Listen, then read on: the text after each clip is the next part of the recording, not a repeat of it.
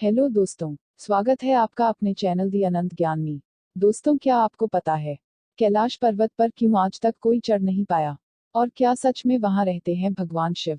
और कौन था जो कैलाश पर्वत की तलहटी में जाने और पर्वत चढ़ने में सफल रहा था? तो चलिए दोस्तों, आज हम आपको बताते हैं। दोस्तों, हिंदू धर्म में कैलाश पर्वत का बहुत महत्व है, क्योंकि यह भगवान शिव का निवास स्थान माना जाता है। लेकिन इसमें सोचने वाली बात यह है कि दुनिया की सबसे ऊंची चोटी माउंट एवरेस्ट को अभी तक 7,000 से ज्यादा लोग फतह कर चुके हैं, जिसकी ऊंचाई 8,884 मीटर है। लेकिन कैलाश पर्वत पर आज तक कोई नहीं चढ़ पाया, जबकि इसकी ऊंचाई एवरेस्ट से लगभग 2,000 मीटर कम यानी 6,638 मीटर है।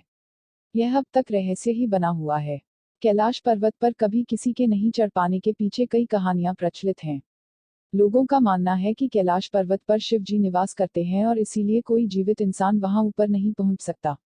मरने के बाद या वह जिसने कभी कोई पाप न किया हो, केवल वही कैलाश फतह कर सकता है। ऐसा भी माना जाता है कि कैलाश पर्वत पर थोड़ा सा ऊपर चढ़ते ही व्यक्ति दिशाहीन हो जाता है।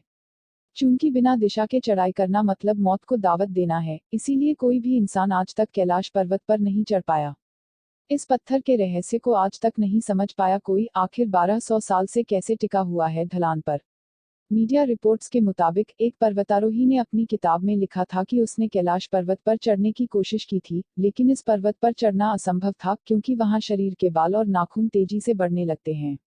इसका मुख्य कारण यह है कि कैलाश पर्वत बहुत ही ज्यादा रेडियो एक्टिव है। इसके अलावा कहते हैं कि कैलाश पर्वत का स्लोप कोण भी 65 डिग्री से ज्यादा है, जबकि माउंट एवरेस्ट में यह 40-60 तक है, जो इसकी चढ़ाई को और मुश्किल बनाता है। ये भी एक वजह है कि पर्वतारोही एवरेस्ट पर तो चढ़ जाते हैं, लेकिन कैलाश पर्वत पर नहीं चढ़ पाते। रूस के एक पर्वतारोही सर्गेई सिस्टियाकोव ने बताया कि जब मैं कैलाश पर्वत के बिल्कुल पास पहुंच गया तो मेरा दिल तेजी से धड़कने लगा। मैं उस पर्वत के बिल्कुल सामने था, जिस पर आज तक कोई नहीं चढ़ सका, लेकिन अचानक मुझे बहुत कमजोरी महसूस होने लगी और मन में ये ख्याल आने लगा कि मुझे यहाँ और नहीं रुकना चाहिए। उसके बाद जैसे जैसे मैं नीचे आते गया, मेरा मन हल्का होता गया। कैलाश पर्वत पर चढ़ने की आखिरी कोशिश लगभग 19 साल पहले यानी साल 2001 में की गई थी, जब चीन ने स्पेन की एक टीम को कैलाश पर्वत पर चढ़ने की अनुमति दी थी। फिलहाल कैलाश पर्वत की चढ़ाई पर पूरी तरह से रोक लगी हुई है, क्योंकि भारत और तिब्बत समेत दुनिया भर के लोगों का मानना है कि यह पर्वत एक पवित्र स्थान है, इसलिए इस पर किसी को भी चढ़ाई नहीं करने देना चाहिए।